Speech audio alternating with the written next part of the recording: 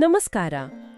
ಇವತ್ತಿನ ನಮ್ಮ ಈ ಆಳವಾದ ಮಾಹಿತಿಯ ಹುಡುಕಾಟಕ್ಕೆ ಒಂದು ಅದ್ಭುತವಾದ ವಿಶ್ಲೇಷಣೆಗೆ ತುಂಬು ಹೃದಯದ ಸ್ವಾಗತ. ಎಲ್ರಿಗೂ ನಮಸ್ಕಾರ. ಇವತ್ತು ನಾವು ಚರ್ಚೆ ಮಾಡಲಿರುವ ವಿಚಾರ ಇದೆಯಲ್ಲ, ಅದು ನಮ್ಮೆಲ್ಲರ ಯೋಚನಾ ಲಹರಿಯನ್ನೇ ಬದಲಾಯಿಸುವಷ್ಟು ಶಕ್ತಿಶಾಲಿಯಾಗಿದೆ ಅಂತ ಹೇಳಬಹುದು. ಖಂಡಿತ. ಈ ಮಾಹಿತಿಯ ಮೂಲ ಎಲ್ಲಿಂದ ಬಂತು ಅಂತ ನಾವು ನೋಡೋದಾದ್ರೆ, ಹೌದು, ಈ ಮಾಹಿತಿಯ ಮೂಲ ಬಂದಿರೋದು ಇನ್ನರ್ ಲೈಟ್ 333 ಅನ್ನೋ ಒಂದು ಅದ್ಭುತವಾದ ಯೂಟ್ಯೂಬ್ ಚಾನೆಲ್ನಿಂದ. ಅವರು ದಶಾವತಾರಗಳ ಬಗ್ಗೆ ಒಂದು ಪವಿತ್ರವಾದ ಸರಣಿಯನ್ನ ಮಾಡ್ತಾ ಇದ್ದಾರೆ. ಆದರೆ 7ನೇ ದಿನದ ಮಾಹಿತಿಯನ್ನ ಇಟ್ಕೊಂಡು ನಾವಿವತ್ತು ಈ ಚರ್ಚೆ ನಡೆಸಲಿದ್ದೇವೆ. ಹೌದು, ಇದು 7ನೇ ದಿನದ ಸಂಚಿಕೆ. ಯಾವುದೇ ಹೊಸ ಜ್ಞಾನವನ್ನ ಪಡ್ಕೊಳ್ಳೋ ಮುನ್ನ ಆ ಜ್ಞಾನ ನಮ್ಮವರೆಗೆ ಹರಿದು ಬರಲು ಕಾರಣರಾದ ಪವಿತ್ರ ಗುರು ಪರಂಪರೆಗೆ ಒಂದು ಭಕ್ತಿಪೂರ್ವಕ ನಮನ ಸಲ್ಲಿಸೋದು ನಮ್ಮ ಸಂಪ್ರದಾಯ ಅಲ್ವಾ? ನಿಜ, ಅದು ನಮ್ಮ ಕರ್ತವ್ಯ ಕೂಡ.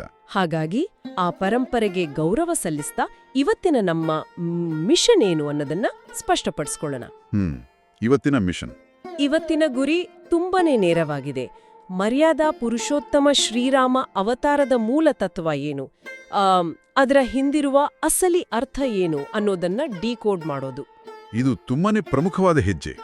ಇಲ್ಲಿ ನಾವು ಗಮನಿಸಲೇಬೇಕಾದ ಒಂದು ಇಂಟ್ರೆಸ್ಟಿಂಗ್ ವಿಚಾರ ಇದೆ. ಯಾವುದದು?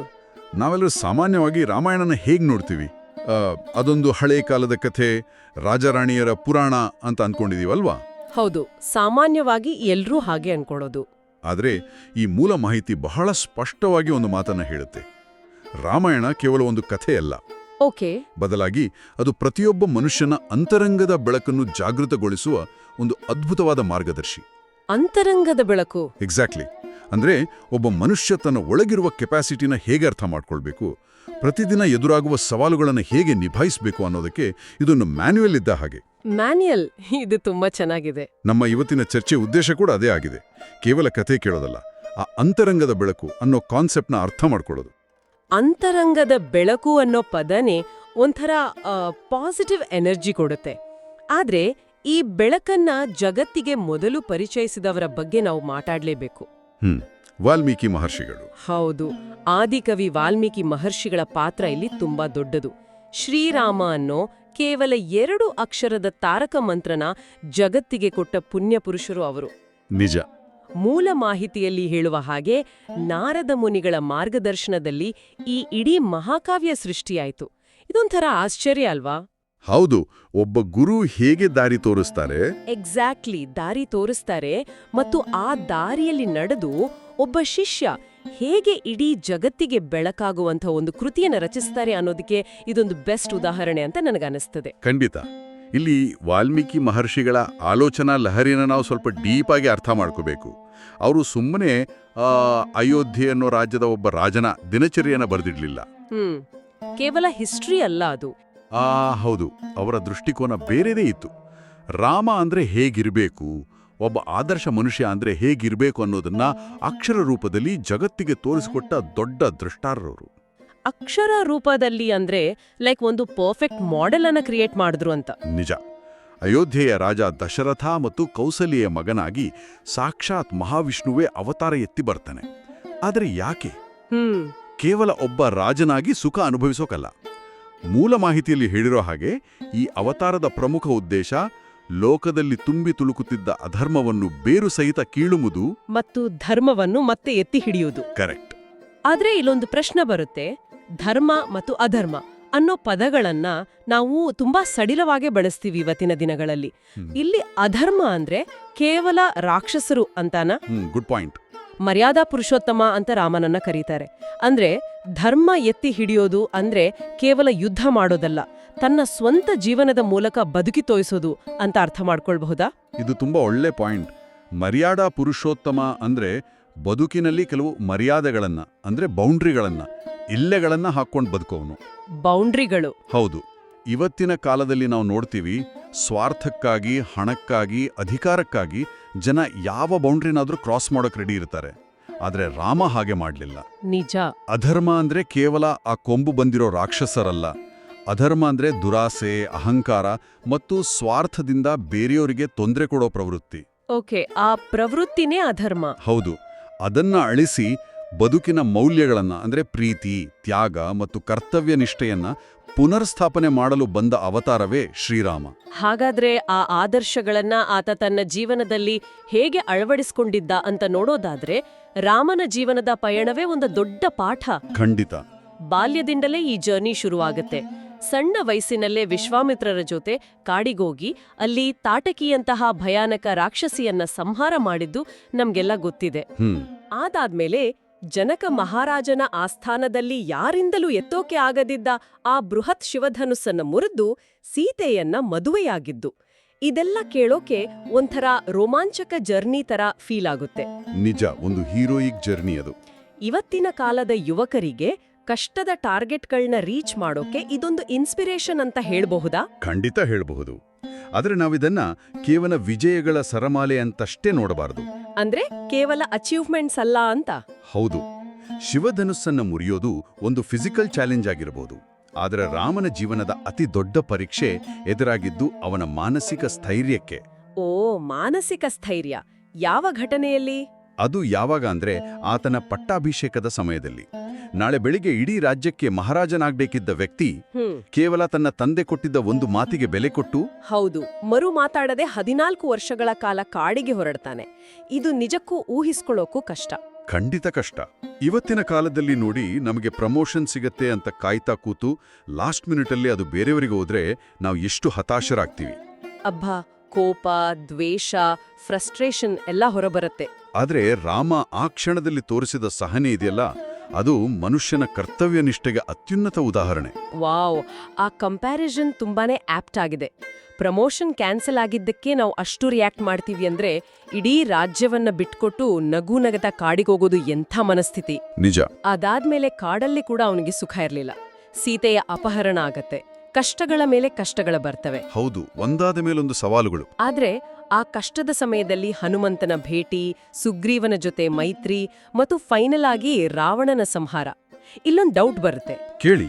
ಈ ಕಥೆಯ ಮೂಲ ಉದ್ದೇಶ ಅಂತರಂಗದ ಶಾಂತಿ ಅಂತ ನಾವು ಮಾತಾಡಿದ್ವಿ.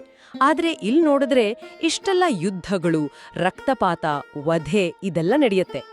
ಇದನ್ನ ಆ ಮೂಲ ಮಾಹಿತಿ ಹೇಗೆ ಕನೆಕ್ಟ್ ಮಾಡುತ್ತೆ? ಶಾಂತಿಗೂ ಈ ಯುದ್ಧಗಳಿಗೂ ಏನ್ ಸಂಬಂಧ? ಇದೆಲ್ಲದರ ಹಿಂದಿರುವ ಅಸಲಿ ತಾತ್ವಿಕ ಅರ್ಥವನ್ನೇ ನಾವಿಲ್ಲಿ ಡಿಕೋಡ್ ಮಾಡಬೇಕಿರುವುದು. ಓಕೆ. ಮೂಲ ಮಾಹಿತಿಯು ಬಹಳ ಸ್ಪಷ್ಟವಾಗಿ ಒಂದು ವಿಚಾರವನ್ನ ಹೇಳುತ್ತೆ. ಇವೆಲ್ಲವೂ ಕೇವಲ ಫಿಸಿಕಲ್ ಆಗಿ ನಡೆದ ಯುದ್ಧಗಳಲ್ಲ. ಇವು ಅಧರ್ಮದ ಸಂಕೇತಗಳನ್ನ ಅಳಿಸಿ ಹಾಕಿದ ಪ್ರಕ್ರಿಯೆಗಳು. ಅಧರ್ಮದ ಸಂಕೇತಗಳು? ಹೌದು. ರಾವಣ ಅನ್ನೋದು ಕೇವಲ 10 ತಲೆಯುಳ್ಳ ಒಬ್ಬ ವ್ಯಕ್ತಿಯಲ್ಲ. ಆ 10 ತಲೆಗಳು ನಮ್ಮೊಳಗಿರುವ 10 ಕೆಟ್ಟ ಗುಣಗಳ ಸಂಕೇತ. ಅಹಂಕಾರ, ದುರಾಸೆ, ಕಾಮ, ಕ್ರೋಧ, ಮದ, ಮತ್ಸರ ಇವೆಲ್ಲವೂ ಇವುಗಳ ಪ್ರತೀಕ ಆತ. ಅಂತಹ ಅಧರ್ಮದ ಸಂಕೇತಗಳನ್ನ ನಾಶ ಮಾಡಿದಾಗ ಮಾತ್ರ ಧರ್ಮ ಸಂಸ್ಥಾಪನೆ ಆಗೋಕೆ ಸಾಧ್ಯ. ಇದು ರಾಮ ತನ್ನ ಜೀವನದ ಮೂಲಕವೇ ನಮ್ಗೆ ಕೊಟ್ಟಂತಹ ಬಹುದೊಡ್ಡ ಪಾಠ. ಕಷ್ಟಗಳು ಬಂದಾಗ ನಾವೆದುರಾಳಿಯನ್ನು ದೂಷಿಸೋದಕ್ಕಿಂತ ಸೈದ್ಧಾಂತಿಕವಾಗಿ ನಾವೆಷ್ಟು ಗಟ್ಟಿಯಾಗಿ ನಿಲ್ತೀವಿ ಅನ್ನೋದು ಮುಖ್ಯ. ಅಂದ್ರೆ ರಾವಣನ ಜೊತೆಗಿನ ಯುದ್ಧ ಅನ್ನೋದು ನಾವು ಪ್ರತಿದಿನ ನಮ್ಮೊಳಗಿನ ನೆಗೆಟಿವಿಟಿ ಜೊತೆ ಮಾಡುವ ಯುದ್ಧಕ್ಕೆ ಸಮ ಅಂತಾಯ್ತು. ಇದು ನಿಜಕ್ಕೂ ಯೋಚಿಸಬೇಕಾದ ವಿಚಾರ. ಖಂಡಿತ. ಈಗ ಇನ್ನೊಂದು ಪ್ರಮುಖವಾದ ಕಾನ್ಸೆಪ್ಟ್ ಕಡೆ ಬರೋಣ. ನಮ್ಮ ಮೂಲ ದತ್ತಾಂಶದಲ್ಲಿ ಈ ಸಂಪೂರ್ಣ ಅವತಾರದ ಬಗ್ಗೆ ಮಾತಾಡ್ತಾ ಸ್ಥಿತಪ್ರಜ್ಞತೆ ಅನ್ನೋ ಒಂದು ಪದವನ್ನು ಬಳಸಿದ್ದಾರೆ. ಹೌದು, ಸ್ಥಿತಪ್ರಜ್ಞತೆ. ಇದು ಮೂಲ ವಿಷ್ಣು ತತ್ವ ಅಂತನೂ ಹೇಳಿದ್ದಾರೆ. ಸುಖ ಬಂದಾಗ ಅತಿಯಾಗಿ ಹಿಗ್ಗದಿರೋದು, ಕಷ್ಟ ಬಂದಾಗ ಕುಗ್ಗಿ ಹೋಗದಿರೋದು, ಇದನ್ನೇ ಸ್ಥಿತಪ್ರಜ್ಞತೆ ಅನ್ನೋದು. ಕೇಳೋಕೆ ತುಂಬಾ ಚೆನ್ನಾಗಿದೆ. ಅದೇ ಪ್ರಾಕ್ಟಿಕಲ್ ಆಗಿ ಕಷ್ಟ ಅಲ್ವಾ? ಹೌದು. ಪ್ರಾಕ್ಟಿಕಲ್ ಆಗಿ ಯೋಚನೆ ಮಾಡಿ, ಇವತ್ತಿನ ಈ ಕಾಂಪಿಟೇಟಿವ್ ಪ್ರಪಂಚದಲ್ಲಿ ಆಫೀಸ್ ಟೆನ್ಷನ್, EMI ಕಟ್ಟೋ ಟೆನ್ಷನ್, ಟ್ರಾಫಿಕ್ ಕಿರಿಕಿರಿ ಇಷ್ಟೆಲ್ಲ ಒತ್ತಡ ಇರುವಾಗ ಸುಖ ದುಃಖಗಳಲ್ಲಿ ಸಮಾನವಾಗಿರೋಕೆ ಮನುಷ್ಯನಿಗೆ ನಿಜಕ್ಕೂ ಸಾಧ್ಯನಾ? ಇದನ್ನ ಹೇಗೆ ನಮ್ಮ ಡೈಲಿ ಲೈಫ್ಗೆ ಅಪ್ಲೈ ಮಾಡ್ಕೊಳ್ಳೋದು? ಈ ಚರ್ಚೆಯ ಅತಿ ಮುಖ್ಯವಾದ ಭಾಗವೇ ಇದು. ನಾವು ಏಕೆ ಮತ್ತು ಹೇಗೆ ಅನ್ನೋದನ್ನ ಇಲ್ಲಿ ಅರ್ಥ ಮಾಡ್ಕೊಳ್ಬೇಕು. ಖಂಡಿತ. ಮೂಲ ಮಾಹಿತಿಯು ನಮ್ಮ ಮುಂದಿಡುವ ಆಳವಾದ ವಿಚಾರ ಏನಂದ್ರೆ, ದೇವರ ಆರಾಧನೆ ಅಂದ್ರೆ ಏನು? ನಾವು ಗುಡಿಗೆ ಹೋಗ್ತೀವಿ, ಹಣ್ಣು ಕಾಯಿ ಕೊಡ್ತೀವಿ, ವಿಗ್ರಹಕ್ಕೆ ಪೂಜೆ ಮಾಡ್ತೀವಿ. ಅದೇ ಆರಾಧನೆ ಅಂತ ಅನ್ಕೊಂಡಿದೀವಿ. ಹೌದು, ಅದೇ ಜನರಲ್ ಪ್ರಾಕ್ಟೀಸ್. ಆದ್ರೆ ನಿಜವಾದ ಆರಾಧನೆ ಅಂದ್ರೆ ಕೇವಲ ವಿಗ್ರಹಕ್ಕೆ ಪೂಜೆ ಮಾಡೋದಂದ ರಾಮನ ಗುಣಗಳನ್ನ ನಮ್ಮ ಅಂತರಂಗದಲ್ಲಿ ಅಳವಡಿಸ್ಕೊಳ್ಳೋದು. ಸ್ಥಿತಪ್ರಜ್ಞತೆ ಅನ್ನೋದನ್ನ ಇವತ್ತಿನ ಲೈಫ್ಗೆ ಹೇಗೆ ಅಪ್ಲೈ ಮಾಡೋದು ಅಂತ ನೀವು ಕೇಳಿದ್ರಿ. ಹ್ಮ್. ನೋಡಿ, ರಾಮನಿಗೆ ರಾಜ್ಯ ಹೋಯ್ತು ಅಂತ ಗೊತ್ತಾದಾಗ ಅವನು ಡಿಪ್ರೆಷನ್ಗೆ ಹೋಗ್ಲಿಲ್ಲ. ಯಾಕೆ ಗೊತ್ತಾ? ಯಾಕೆ? ಆತನಿಗೆ ಆ ರಾಜ್ಯದ ಮೇಲೆ ಆಸೆ ಇರಲಿಲ್ವಾ? ಆಸೆ ಇರಲಿಲ್ಲ ಅಂತಲ್ಲ, ಆತನಿಗೆ ಒಂದು ಕ್ಲಾರಿಟಿ ಇತ್ತು. ಅಧಿಕಾರ ಅನ್ನೋದು ಒಂದು ಜವಾಬ್ದಾರಿ. ಅದನ್ನ ಆತ ತನ್ನ ಐಡೆಂಟಿಟಿ ಅಂದ್ರೆ ತನ್ನ ಅಸ್ತಿತ್ವ ಅಂತ ಅಂದ್ಕೊಂಡಿರ್ಲಿಲ್ಲ. ಓ, ಐಡೆಂಟಿಟಿ ಅಂತ ಅಂದ್ಕೊಂಡಿರ್ಲಿಲ್ವಾ? ಇವತ್ತು ನಾವೇನ್ ಮಾಡ್ತೀವಿ, ನಮ್ಮ ಉದ್ಯೋಗ, ನಮ್ಮ ಬ್ಯಾಂಕ್ ಬ್ಯಾಲೆನ್ಸ್, ನಮ್ಮ ಕಾರು, ಇವೇ ನಮ್ಮ ಐಡೆಂಟಿಟಿ ಅಂತ ಫಿಕ್ಸ್ ಆಗ್ಬಿಟ್ಟಿದೀವಿ. ನಿಜ, 100% ನಿಜ. ಅದು ಹೋದಾಗ ನಮ್ಮ ಇಡೀ ಪ್ರಪಂಚವೇ ಕೊನೆ ಆಯ್ತು ಅಂತ ಕುಗ್ಗಿ ಹೋಗ್ತೀವಿ. ರಾಮನ ಹಾಗೆ ನಮ್ಮನ್ನು ನಾವು ಆ ಮೆಟೀರಿಯಲಿಸ್ಟಿಕ್ ವಸ್ತುಗಳಿಂದ ಸ್ವಲ್ಪ ಡಿಟ್ಯಾಚ್ ಮಾಡ್ಕೊಂಡಾಗ ಮಾತ್ರ ಈ ಸ್ಥಿತಪ್ರಜ್ಞತೆ ಬರೋಕ್ ಸಾಧ್ಯ. ಡಿಟ್ಯಾಚ್ಮೆಂಟ್. ಹೌದು. ನಮ್ಮ ಜೀವನದಲ್ಲಿ ಎಷ್ಟೇ ದೊಡ್ಡ ಕೌಟುಂಬಿಕ ಸಮಸ್ಯೆ ಇರಲಿ, ಆರ್ಥಿಕ ಮುಗ್ಗಟ್ಟಿರ್ಲಿ, ನಮ್ಮ ಆಂತರಿಕ ಶಾಂತಿಯ ರಿಮೋಟ್ ಕಂಟ್ರೋಲ್ ನಮ್ಮ ಕೈಯಲ್ಲೇ ಇರಬೇಕು. ಬೇರೆಯವರ ಮಾತುಗಳು ನಮ್ಮ ಶಾಂತಿಯನ್ನ ಕಡದಬಾರದು. ಅಂದ್ರೆ ಹೊರಗಡೆ ಎಷ್ಟೇ ಚಂಡಮಾರುತ ಬರ್ತಾ ಇದ್ರೂ ಒಳಗಡೆ ಒಂದು ಸೈಲೆಂಟ್ ಆದ ರೂಮಲ್ಲಿ ಕೂತ ಹಾಗೆ ಫೀಲ್ ಮಾಡಬೇಕು ಅಂತ. ಇದು ತುಂಬಾನೇ ಪವರ್ಫುಲ್ ಆದ ಯೋಚನೆ. ಹೌದು. ಅದನ್ನೇ ಈ ಮೂಲ ಮಾಹಿತಿ ಇನ್ನೊಂದು ಹೆಜ್ಜೆ ಮುಂದೆ ಹೋಗಿ ವಿವರಿಸುತ್ತೆ. ನಾವು ನಮ್ಮೊಳಗಿನ ಅಹಂಕಾರವನ್ನ, ನಮ್ಮ ಕೆಟ್ಟ ಆಲೋಚನೆಗಳನ್ನ ಯಾವಾಗ ಸಂಪೂರ್ಣವಾಗಿ ಗೆಲ್ಲುತ್ತೇವೆಯೋ ಆಗ ಮಾತ್ರ ನಮ್ಮಲ್ಲಿ ನಿಜವಾದ ಆತ್ಮವಿಕಾಸ ಆಗುತ್ತೆ. ಆತ್ಮವಿಕಾಸ. ಆತ್ಮವಿಕಾಸ ಅಂದ್ರೆ ನಮ್ಮ ಸೋಲ್ ಇವಲ್ಯೂಷನ್ ಆಗೋದು, ನಾವು ಮಾನಸಿಕವಾಗಿ ಮತ್ತು ಆಧ್ಯಾತ್ಮಿಕವಾಗಿ ಬೆಳೆಯೋದು. ಈ ಆತ್ಮವಿಕಾಸ ಆದಾಗ ಏನಾಗುತ್ತೆ ಗೊತ್ತಾ? ಏನಾಗುತ್ತೆ? ನಮ್ಮ ಅಂತರಂಗದಲ್ಲಿ ನಿಜವಾದ ರಾಮರಾಜ್ಯ ಸ್ಥಾಪನೆ ಆಗುತ್ತೆ. ರಾಮರಾಜ್ಯ ಅಂದ್ರೆ ಕೇವಲ ಹೊರಗಿನ ಪ್ರಪಂಚದಲ್ಲಿರುವ ಒಂದು ಪರ್ಫೆಕ್ಟ್ ವ್ಯವಸ್ಥೆ ಅಂತ ನಾವು ಅಂದ್ಕೊಂಡಿದ್ವಿ. ಆದ್ರೆ ಅಸಲಿಗೆ ಅದು ಪ್ರತಿಯೊಬ್ಬರ ಅಂತರಂಗದಲ್ಲಿ ಮೊದಲು ನಿರ್ಮಾಣವಾಗಬೇಕಾದ ಒಂದು ಶಾಂತಿಯುತ ಸ್ಥಿತಿ. ಒಳಗಡೆ ರಾಮರಾಜ್ಯ ಇದ್ರೆ ಮಾತ್ರ ಹೊರಗಡೆ ಅದು ಕಾಣಿಸೋಕೆ ಸಾಧ್ಯ. ಖಂಡಿತ. ಅಂತರಂಗದ ರಾಮರಾಜ್ಯ ಅನ್ನೋ ಪದಪ್ರಯೋಗವೇ ರೋಮಾಂಚನಕಾರಿಯಾಗಿದೆ. ನಾವೆಲ್ಲ ಹೊರಗಡೆ ಶಾಂತಿಗಾಗಿ ಹುಡುಕಾಡ್ತಾ ಇರ್ತೀವಿ, ವೆಕೇಷನ್ಗೆ ಹೋಗ್ತೀವಿ, ರೆಸಾರ್ಟ್ಗೆ ಹೋಗ್ತೀವಿ. ನಿಜ. ಆದರೆ ನಿಜವಾದ ಶಾಂತಿ ಸಿಗೋದು ನಮ್ಮೊಳಗಿನ ಅಹಂಕಾರವನ್ನ ಬಿಟ್ಟಾಗ ಮಾತ್ರ ಅನ್ನೋದು ಈ ಇಡೀ ಡಿಸ್ಕಷನ್ನ ಹೈಲೈಟ್.